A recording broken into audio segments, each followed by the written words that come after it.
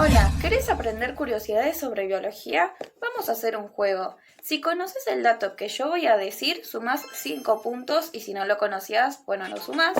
Y al final del video vas a comentar tu puntaje. Comencemos.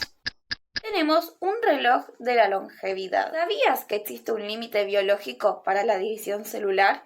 Se llama el límite de Hayflick y es el número máximo de veces que una célula humana puede dividirse antes de entrar en senescencia y morir, debido al acortamiento de una sección del ADN que son los telómeros, que nos brindan protección frente a las mutaciones. La flor más grande del mundo en realidad es un conjunto de flores. La planta Rafflesia arnoldi es la flor más grande que existe. Es una inflorescencia, lo que implica que hay acumuladas varias flores. Se encuentra en bosques húmedos de Indonesia y en las selvas del sudeste asiático. Tiene un diámetro de 111 centímetros y pesa más de 10 kilos. Y a pesar de su apariencia, tiene un olor horrible y encima genera calor para propagar su hedor para atraer polinizadores lejanas. Y aparte, es una planta parásito, por lo que invade raíces de otras plantas y roba sus nutrientes para tenerlos ella. Hay unos animales que se adaptan muy bien a condiciones muy extremas y es posible que estén viviendo en la luna. Los tardígrados u osos de agua son unos animales supervivientes en situaciones muy extremas. Pueden entrar en un estado de deshidratación casi total llamado criptobiosis. De esta forma sobrevivieron al espacio exterior, a presiones aplastantes en el fondo del mar, niveles de radiación ionizante, temperaturas que matarían a cualquier otro ser vivo. En estos experimentos se descubrió que pueden sobrevivir a la inmersión total de alcohol puro y de éter. Científicos rusos encontraron tardígrados vivos en la cubierta de cohetes en el espacio exterior. En el 2007 se mandó una sonda espacial y se descubrió que no solo sobrevivieron, sino que también mantuvieron la capacidad reproductiva, lo cual es un indicativo de que una especie está en buenas condiciones. El grupo más diverso de los animales no somos los mamíferos, a pesar de que seamos los más evolucionados, sino que son los artrópodos. Se estima que hay 10 quintillones de individuos, o sea, 10 a la 19, sin tener en cuenta todas las especies que no se conocen. Se estima que por cada persona hay 200 millones de insectos, y de esta forma constituyen el 80% de la biodiversidad animal que se conoce.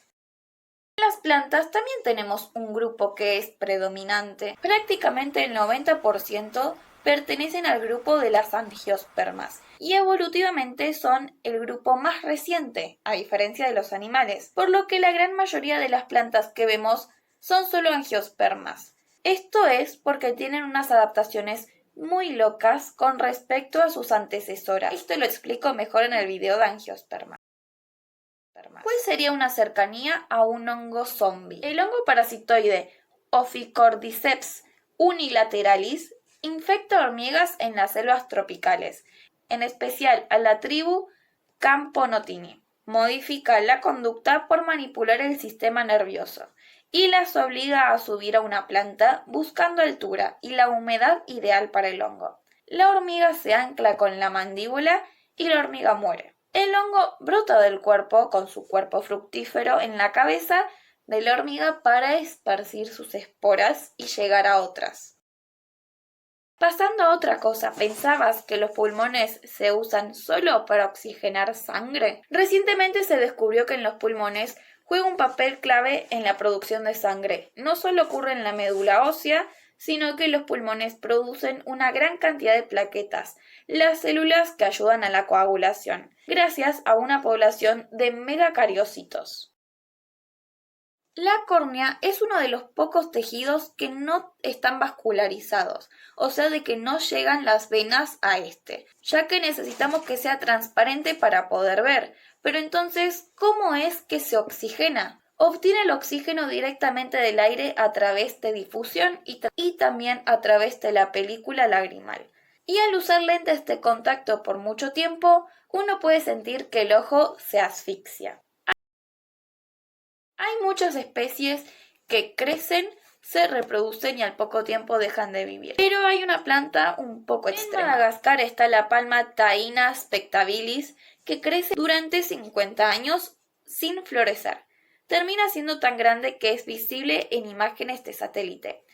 Cuando finalmente florece, gasta tanta energía en producir una estructura floral gigantesca que agota sus reservas y muere poco después de dar frutos. Y bueno, si hasta acá te está gustando, por favor suscríbete y regálame un like que me ayuda mucho.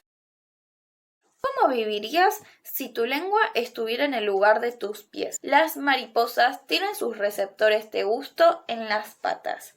Esto les permite saber si la planta en la que se posaron es adecuada para poner sus huevos y si sus larvas la podrán comer. Y esto lo logran tan solo caminar sobre esta flor. Los elefantes son animales sociales con una inteligencia a largo plazo muy buena. Pueden utilizar su memoria social y espacial para regresar a sitios donde hubo disponibilidad de recursos en el pasado, recordando la ruta, incluso al cambiar el contexto de la biodiversidad. Aprendieron que las carreteras hechas por los humanos son un terreno fácil para caminar y ahorrar energía. Pueden recordar a otros elefantes, lo que les permite tener relaciones sociales y establecer jerarquías. Durante años tienen memoria emocional, pudiendo reconocer restos de otros elefantes y muestran señales de duelo. Incluso pueden llegar a guardar rencor. Hubo un caso en 2022 en la India. Una cazadora de elefantes fue asesinada por uno de estos. Y mientras le hacían el velorio, el mismo elefante que la pisoteó volvió a aparecer para terminar de destruir el funeral. De las moléculas que existen en el cuerpo, ¿cuál es la más abundante en un cuerpo? Si quitamos el agua, que de las moléculas inorgánicas es la que más pesa, las proteínas son las que más importan, representando cerca del 50% del peso seco de los tejidos. El colágeno representa del 25 al 35% del total de las proteínas de tu cuerpo. Es el pegamento biológico que mantiene unidos a tus huesos, piel, tendones y órganos. Y si hablamos de plantas, ¿cuál es la molécula más abundante? En este caso es la celulosa. Es el biopolímero más abundante de la naturaleza. Se trata de una cadena de glucosa ramificada. Es una estructura que sirve como red de defensa para las plantas, las algas y ciertas bacterias. Es muy importante para la supervivencia, ya que resiste a factores bióticos y abióticos, o sea, factores del ambiente como la sequía, la salinidad, la humedad, el daño mecánico, la depredación y el parasitismo de animales. Las orcas son los depredadores más peligrosos del océano, pero eso no significa que cacen todo lo que se les cruce enfrente, sino que se especializan por grupos. Tienen estrategias de caza grupal, aprovechan los recursos de la zona de forma eficiente, combinan la resistencia que tienen y se van turnando en las técnicas, y al descansar no aflojan, mientras que su presa sí se cansa. Las hembras son las que forman grupos estables, y los machos se van distribuyendo entre estos grupos para garantizar una variabilidad genética en la especie. El cine siempre mente mentiras. Y algo que nos hizo creer es que los tiburones son malos y terroríficos y que los delfines son unos seres bondadosos y puros, cuando es todo lo contrario. Los tiburones no cazan por placer y son importantes para que se mantenga un balance ecológico entre especies, y nosotros no entramos dentro de su cadena alimentaria, por lo que no nos van a atacar. Y en el caso de estar buceando y que se te acerque uno, lo hace únicamente por curiosidad y no por querer comerte. En cambio, los delfines parecen animales sacados del infierno. Son animales sociales y muy inteligentes, igual que los humanos, y por esa misma razón tienen un entendimiento del entorno y se aprovechan de ello. Los delfines machos juegan con peces globos para poder drogarse, torturan a sus presas por diversión, matan a las crías de su propia especie y hacen grupales a las hembras. Y si no te alcanza, hubo registros de ataques por parte de los delfines hacia los humanos, tanto violentos como e incluso por estrés tienen comportamientos de autolesión. A veces el animal que más vive no es el más fuerte ni el más rápido, sino el que se toma las cosas con más tranquilidad. El tiburón de Groenlandia es el vertebrado más longevo del mundo. Puede vivir hasta 512 años. Esta esperanza de vida se puede deber a que tiene un desarrollo lento. Crece casi 1 centímetro por año y puede tardar 150 años en llegar a la madurez sexual. Las bajas temperaturas en donde habita lo obligan a tener un metabolismo y una actividad celular ralentizados. Esto implica que la senescencia celular tarda más en llegar. Si dañas a alguien de la mafia, después van a ir por vos. Y esto no solo aplica en los humanos, sino que también en los cuervos. Tienen una inteligencia comparable con los chimpancés. Pueden reconocer rostros humanos individuales y guardar rencor. Si molestas a un cuervo, no solo te reconocerá años después, sino que le va a transmitir la información a otros individuos de que sos peligroso. Se documentaron casos donde bandadas enteras le gritan o atacan a una persona específica mientras que ignoran al resto de los transeúntes. Y en el caso de ayudar a uno de ellos, también se acuerdan. No solo tenés tu ADN, hay una parte donde tenés el ADN de otros seres. Las mitocondrias, las centrales energéticas de las células, tienen su propio ADN y este es circular, diferente al tuyo. La teoría de la endosimbiosis sugiere que hace miles de millones de años eran bacterias libres, que fueron engullidas por otra célula. Y en lugar de ser digeridas, se quedaron a vivir allá adentro. Aunque, al pasar los siglos, este ADN pasó de ser totalmente independiente y largo, y ahora se acortó y tiene influencia por el individuo. Y codifica para proteínas relacionadas con la generación de energía. Básicamente los eucariotas tomamos a las bacterias.